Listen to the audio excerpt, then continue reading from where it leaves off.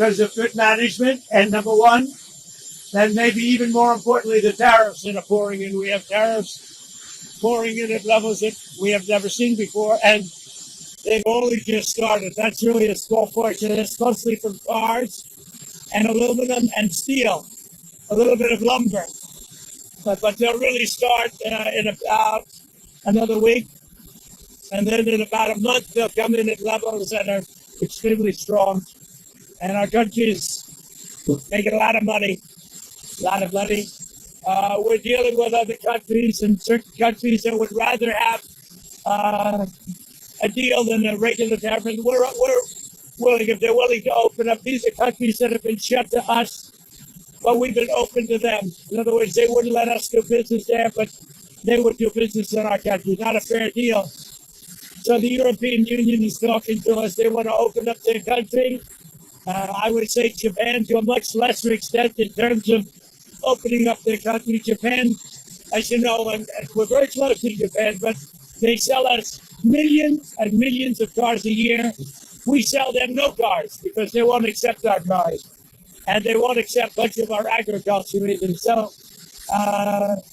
but they're all changing their ways very, very rapidly. South Korea wants to make a deal other than tariffs. Right now, as you know, they're paying a substantial tariff, but they want to make a difference. So some of these deals, maybe I'll change it, and maybe I won't.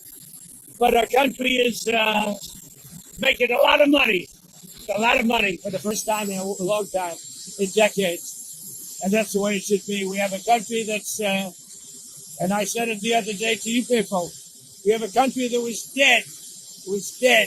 It was a goner 1 year ago, and now we have the hottest country in the world. Okay, questions? I have any questions. Two questions about 40 billion dollars that would go to illegal benefits. What does that mean for the bottom line if we're taking away a lot of fraud and abuse illegal? Rid of a lot of waste, fraud, and abuse. One of the reasons I think that you'll see the numbers start to be very good for the country, but I think more than anything else, we have tariffs coming in the will be hundreds of billions of dollars. Gaza, we are talking, and hopefully we're going to get that straightened out over the next week. Let's see what happens. Fighting to keep cities and sports inviting for bonding, they stand as a father, as a husband, certainly treated with it. Why does he want to explain sports to that? Now, I don't know if he hates women, but he thinks it's good politically, I guess. He's just saying Gavin Newsom wants to keep men and women's sports. Nobody understands it. Very few. I say it's a 3% issue. You know, they say it's 80-20. It's not 80-20. I think it's 97-3. Yeah, so very good God on. Stephen like the recently, he blamed you for the fact that overweight, the press, his drugs. What do you say to that? Do you think CBS is going to ever get adjusted by guidelines? I don't know about Rosie. I watch Rosie. Rosie's a mess. She's a mess. But she left our country, which is a good thing, not a bad thing. Well, I'm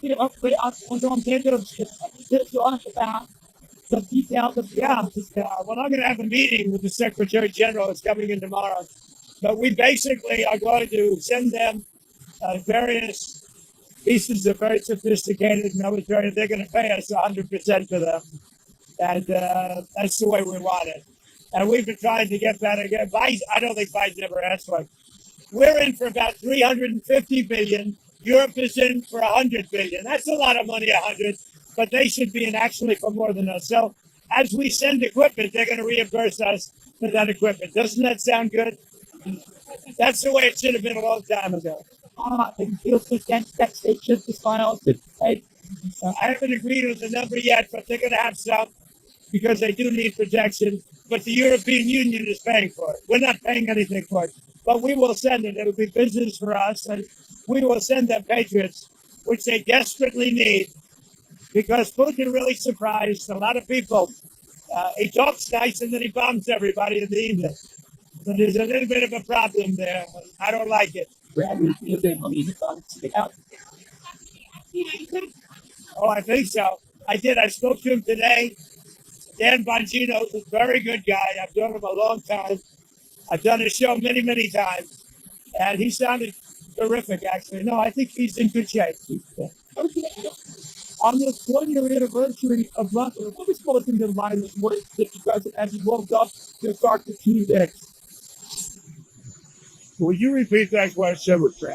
On this 1 year anniversary of Butler, what was going through your mind this morning when you woke up? I know that you're praising God you're alive, but a lot of people want to know how you're taking this day on this 1 year anniversary. God was protecting me. Maybe because God wanted to see our country do better or do really well, make America great again. But God was protecting me, Brian. I'll tell you, it's the more you think about it, the more you see it. But no, I don't like to think about it much. You know, I have a job to do, so I don't like to think about it much. It's a little bit of a dangerous profession being president, but I really don't like to think about it too much. I think you're better off not thinking about it. And you were able to accomplish 20 promises so far. Yeah, I think we've more than delivered.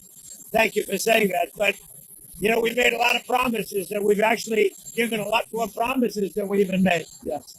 And you add on that a tremendous success with the strike that we had, getting rid of nuclear weapons in Iran. That was a big, big strike. And, you know, when the pilots came to my office, they were there, as you know, with some of the other people having to do with that strike. And they said something very interesting. They said, you know, we've been practicing this for 22 years, but no president had the guts to tell us to do it. But this has been on our minds for many, many years, and we did it. And I would say from 0 to 10, with 10 being the best, that attack was a 15.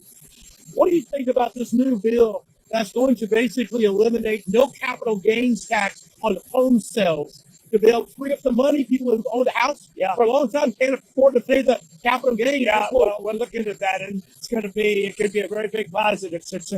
I don't think for you, because you make so much money. It doesn't matter. But I think it's going to be a great incentive for a lot of people that really need money. But between that and Jerome Powell stepping down, that could really boost home sales. Well, I think if Jerome Powell stepped down, it would be a great thing. I don't know that he's going to, but he should. Jerome Powell's been very bad for our country. We should have the lowest interest rate on earth, and we don't. He just refuses to do it, and yet he's spending $2.5 billion rebuilding the Fed, the Federal Reserve building. And I don't know what he knows about building, but you talk about cost overrun. So he got this approved, and he started the work during the Biden administration. And he doesn't look like the kind of a guy, frankly, that wants to spend $2.5 billion. And it's very interesting because out of 71 economists, one person, me, and then one other person, I think from Wharton, got it right, and the others were all wrong in terms of the success of our country this quickly. We have no inflation. We have cash pouring in. It was me and somebody else. And I can tell you, I don't need 5,000 people working for me behind the scenes like Jerome Powell to tell him what he should say once a month, because they got it wrong. The Fed got it wrong. I call him too late. He's always too late. Every point cost us $360 billion. Think of that. And we should be 3 points. That's almost $1 trillion. Approximately $1 trillion left. We should be just with the signing of a piece of paper. So we'll see what happens. I mean, you're telling me he's going to quit. I hope he quits. I don't know that he's going to quit, but he should quit because he's been very bad for the country. And Russia, are you going to be announcing sanctions on Russia tomorrow? We're going to see what we will see tomorrow, okay? We have the Secretary General, as you know, Europe has announced sanctions. But I am very disappointed with President Putin. I thought he was somebody that meant what he said, and he'll talk so beautifully, and then he'll bomb people at night. We don't like that. Thank you, everybody. Thank you.